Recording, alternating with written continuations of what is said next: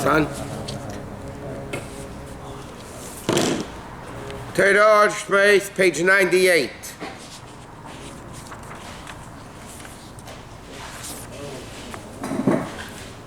Mitzvah next week we'll start the Basei Gani of Tov Chof. The Basei Gani for this year, but let's finish this. Well, anyway, so 98, the first column, first paragraph. We're in the middle of it.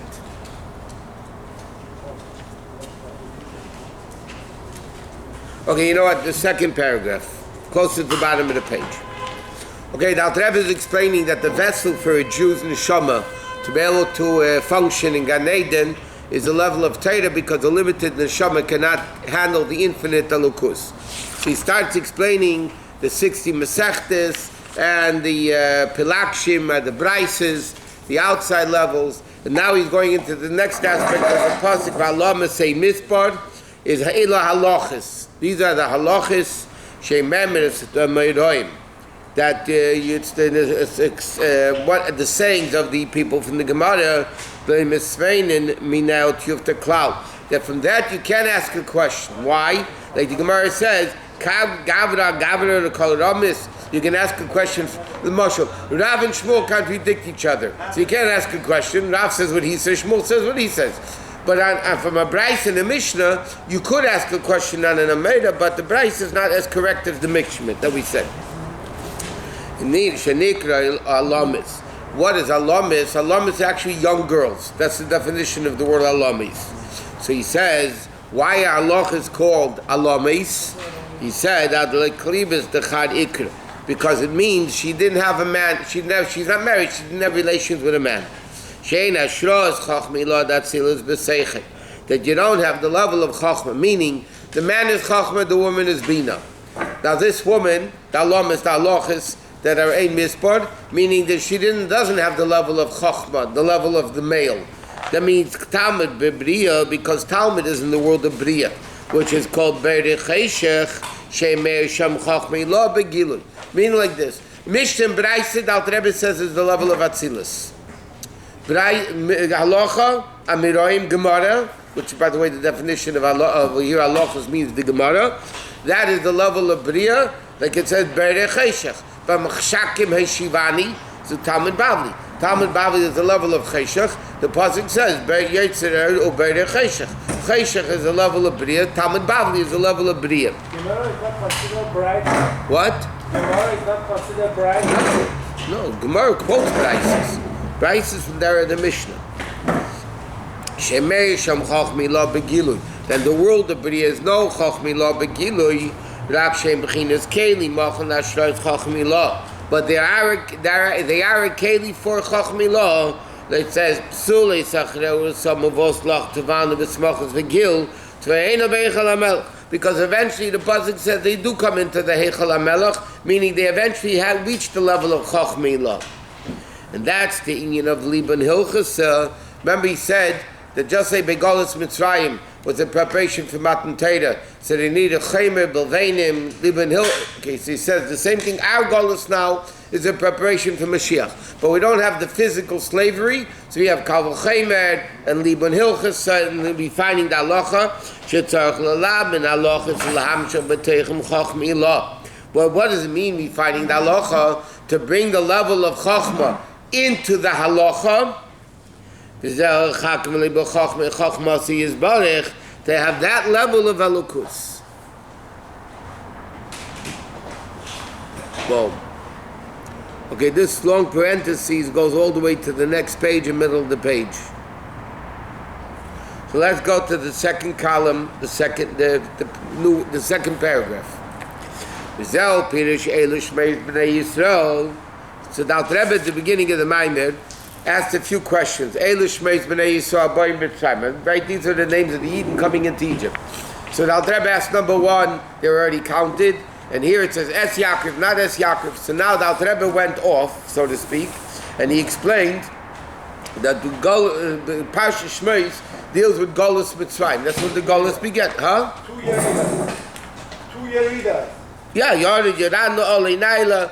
So it's the double aliyah, the double descent, ascent. Okay, so now he says, that's what it says, Shmeis B'nai Yisrael. Shmeis Mamish Al Derech Moshe V'Yaz David Shem. David made a name for himself. U'Pirush Kod B'Zeir HaKodesh. And the Zohar says, what does it mean David HaMelech made a name? The Ovid Shema Kadisha. Meaning, he made a holy name. The Zohar says, what does it mean? Shehem Shebechinas Gilui Shem Havaya Lamata. What do you mean David HaMelech made a name? What do you mean that name? So the Zohar says what it means is David HaMelech through his Aveda brought the name of Yud-Kei Vav-Kei, meaning the revelation of godliness down here. He made into Asiyah the name of Hashem, meaning he brought godliness into the physical world. Laham Shecher in Tzavma B'chinas Chachmi Lo Yud Shel Shem Havaya the Yud all the way down into the level of Okev, right? Into a heel. I'm sorry. That's the level of Yud. What's the level of Yud? That he brought down Elukus into the level of Chachma. And then it goes the second thing, hey, because he brought the name of Yud Kevavke, right? So Yud is the level of bringing down Chachma. Hey is the level of Dibur. Veruach Pivius Barich, which is all the way down to Leilam Asiyah. Because how did Hashem create the world? With speech. That's the level of Hey, as Alter Rebbe says in Tanya, the Hey Mitzvah Sapeh, this discussed in Sfarim, that Hey Mitzvah says there's 5 formations of speech. You have some letters come from the throat and from the lips and from the tongue, and the 5 formations of the tongue, of speech. So just like the Zohar says like this. And the pasuk Vayaz David Shem, David HaMelech made a name. So what does it mean? He brought the name of Yud Kevavki down here. So he has the Yud and the Hey, the first Yud and the last Hey. So what did David HaMelech do? He brought down the level of Yud, which is Chachma, all the way down into the Hey of the second Hey of Hashem's name, which is a level of speech, which created this physical world. So therefore, what did David mean when he made he made a name?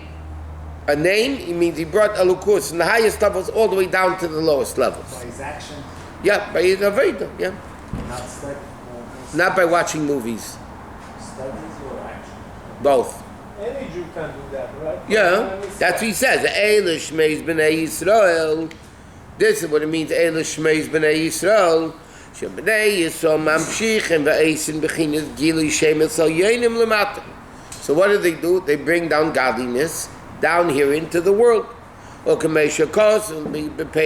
we learned before, when it says the Takana Raza Dishmei, what the Zohar says, to fix the secret of his name. What do you mean to fix the secret of his name?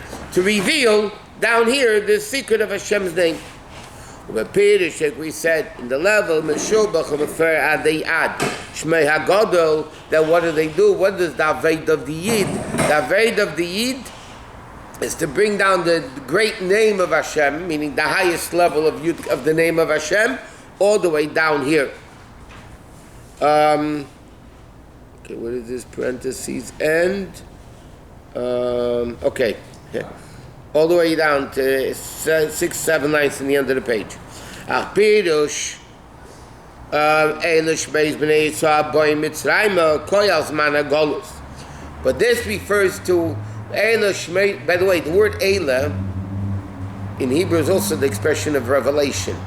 Eila means these.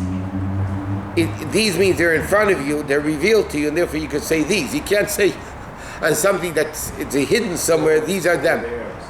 You say there. These is the level of Gilu. So what does Eila Shmeis B'nai Yisrael mean? The Yidden, B'nai Yisrael, are revealing the level of Shmeis. When? When they're coming into Galus. Haboyim Mitzrayim, they're coming into Galus. Ki yesh b'chinas Mitzrayim de Kedusha l'mayla. Because in Kedusha, there's also a level of Mitzrayim. Everything that exists here exists up there. Mitzrayim means limitation. So just meaning even up there, there's a level of the infinite, and then there's a level of Mitzrayim up there, the limited revelations of Elokus. Like it says, L'koteter binyan ha-goren, shenikr Mitzrayim, because it's called Meitzer ha-goren. Meitzer ha-goren means the narrowness of the throat. There's the head, the heart, the body, and then there's the narrow part which is called the throat. In the level of hell and behest of concealment. So therefore, what does it mean? The Bnei Yisrael are revealing the level of Shmais, where? Haboim Mitzrayim, even in the level of Golus. Yadua, Dizman Golus, it says, in the time of Golus, the pasuk says we don't see miracles, meaning there's no Gilu Yalakus. Upirish Eis is Shmashem Esoyenim. Shanu Mamshichim Aidei Teira Tfila Leira Inu. We don't see Sheinim Bechinas Gilu Yatzlein is not revealed. Meaning what Alter Rebbe is saying very simple. A Yid now, through Aveda, is revealing Elokus, right? You do a mitzvah, you reveal Elokus in the world. You learn Torah, you're revealing Elokus, you daven, whatever, you're revealing Elokus. Why don't we see it? It's not the pshat that we're not revealing Elokus in the world. It says, Leiro Inu, we don't see. Or you say, Seinu, your revelations are revelations. But Leiro Inu, we don't see them. In other words, even though we're the ones bringing down Kedushin to the world, the bottom line of it is, though, that we don't see it. By us, it's not begili. Why? Because they're in the limit misalman in the level of Mitzrayim. Mokum tzad. Hamayla mumastik conceals. Mashenkin Eretz Yisrael is called Eretz Teva Rechava, which is a level of Gilui. Mitzrayim is limitations, like Fakvetchkeit, narrow-mindedness. And then you have Eretz Teva Rechava, which is the opposite of Mitzrayim. So Eretz Yisrael represents the Gilui of Elokus. Mitzrayim represents the concealment of Elokus. So what do we say? Say no leino inu, that we don't see it. Not that there isn't a Gilui, we just don't see it. So he says, next page. What does it mean? Shemay HaGodel is the level of Havaya versus the name of Elokim. And even in the name of Havaya itself, like we learned, there's Havaya. The lower level of Yud Kevavkin, the higher level of Yud Kevavkin. Yadua, the Yud in Yin Simtzum. Hey is the level of Spashas Erev Harechiv, the Vishakachi Derech Hamshach Meir and so Baruch Hu Ba'ilimis. First there has to be Simtzum, and then there can be his Spashas manifestation, revelation, broadening. Meaning, the way Alukus, the world was created with the name of Hashem. So, you have Yud Kei Vav Kei. First it's Simsum, the letter Yud. Then there's a broadening, right? So that's like in one of the main inyanim in the world, is procreation. So the man gives the Yud, the Chachman, the seed, the Tipa. The woman broadens it. Why is that down here the way the world functions? Because in Elokus, that's the way the world functions. First there's a level of Simsum, Yud, and then it becomes the Hey and Sofan. And then, as it says, he says V'chulu, which means then it becomes Vav, the Hamshach even lower, and then the Hey is it's Pashtus in the lower worlds. So he says, V'hinei ksiv, Yori Yoranu Mitzrayma, like the Alter Rebbe said before, Yori Yoranu the double, Yerida Achi Yerida. V'chein b'yitzias Mitzrayim u'geula, it says, Anoichi alcha gam olei nale, right, the double expression, so the Prophet Alter Rebbe is now coming back to the point that he asked before about Yori Yoranu is a double descent, Olei Naila is a double elevation. What does this mean? So he says, Levaya calls that Ben Mitzrayim the Kedusha. If you read, there's Bnei Yisrael, Yaakov L'Sham, the level of in Kedusha, Mitzrayim of Kedusha, and the level of Yidden coming into Mitzrayim of Kedusha. Yes, lahak gemashul echad. We first need to introduce a mashul. Hinei eis yisamachshava vadibord, letters of thought and speech, right? Because we think in letters and we speak in letters. Shneim mimakir echad nevim. They come from one source, which is seichel, which is the concept of seichel. Therefore, a baby can't speak, because they don't have the maturity of seichel yet to be able to talk. So what causes the letters of thought and speech is the seichel. Ki amidas chesed din v'rachmim because the midas also nimshachim min ha-seichel, also come from seichel, and the machshava nimshachis min ha-midas. And like he says in the parenthesis, generally speaking, if you don't think about it, if you don't want it, you don't think about it. So first comes the midah, and then you think and speak and talk about it, whatever. We could also, if you think in a certain way, you could also... Yeah, it's a double header, by the way. That's why it says in halacha, when you're angry, be quiet. Why? Now, you're angry because of a midah. You have a call coming in. The pearl, why do you talk? You're angry, let's say, right? Let's say in anger. Okay, you're angry, so you talk. What's unique about it, the more you talk about it, the more angry you're going to get. It awakens the midah. That's the way dibur works. Therefore, Allah says, you're angry, be quiet. Bang your head against the wall and just be quiet. Yeah? Why? Because you're going to stimulate more midah, more anger. And then it's a catch-22 situation. Okay. So machshava comes from a midah only? Can't come from a certain... Okay, let's see then, let's see the parentheses here. I know pirov most of the time. A lot of people speak without thinking also.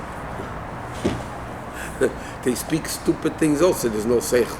But it means, generally speaking, a dibur comes from seichel. Share ein shum machshava, a person doesn't think about something, elam ken yesh l'tayvel l'davar zeh. Unless if you, okay. So he says, lepamim machshavim kabels maseichel atzmi. Sometimes machshava doesn't come necessarily through midas. It can come straight from seichel, or the midas in seichel. Afshin is pashta daina midah belev. Okay? Like he says, he gives an example. Kneda me'in hefesh ben kpeda lekas. Kpeda means I'm makbid against it. And what's the good English word for it? No. No. Kpeda means I'm upset. Kpeda means I'm upset with you. That's what it means. The Abai has a kpeda. Tzaddikim had a kpeda against somebody in the Gemara, and the guy died. But kpeda is not an open emotional feeling. Anger is open. You can see the guy's angry. Kpeda means when I'm so upset with you, but you don't see it. It's not as much, like he says.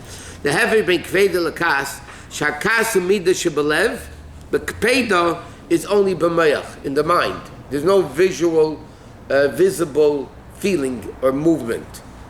Yet the machshava is full of this kpeda. Usually is a machshavim kabels mein atem shloyai de midah shebelev. All the Alter Rebbe, whoever this is from, is saying that generally speaking, machshava comes from midas. You like something, you'll think about it. You hate something, you'll think about it. Whatever.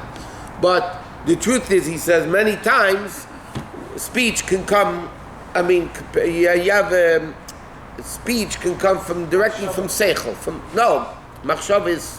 Machshav and dibur could come straight from seichel, like kpeda, where it's not a midah, it's still seichel. But midah will affect it.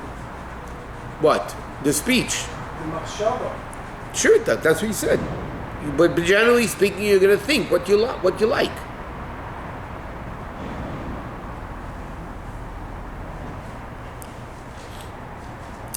You know what? It's interesting. It's very easy to learn a maimer,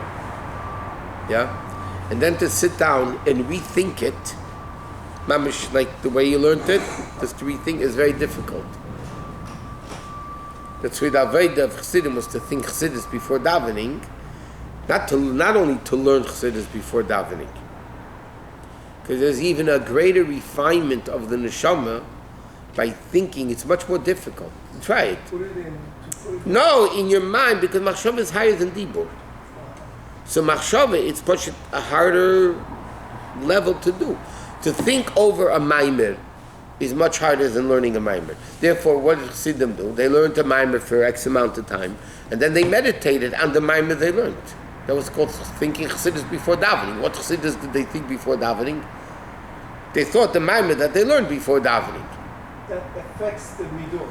that affects the seichel, and therefore it affects the midas, and therefore it affects machshava dibur u'maisa. Okay, skip until the end of the parentheses. But what we're doing now also affects our machshava. Yeah, but the question, what happens when you walk out of here? But at this moment, is sitting down and just thinking about the magna more washing your machshava better than sitting and learning? Yeah, Yeah, because it's harder to do. And if it's harder to do, it shows it's greater. It exerts the mind more. Much more, sure. It That's exerts the mind more, so you're finding the mind more. You have to be completely focused on in order to be able to think about it. That's what I'm saying. As opposed to now we're talking about this.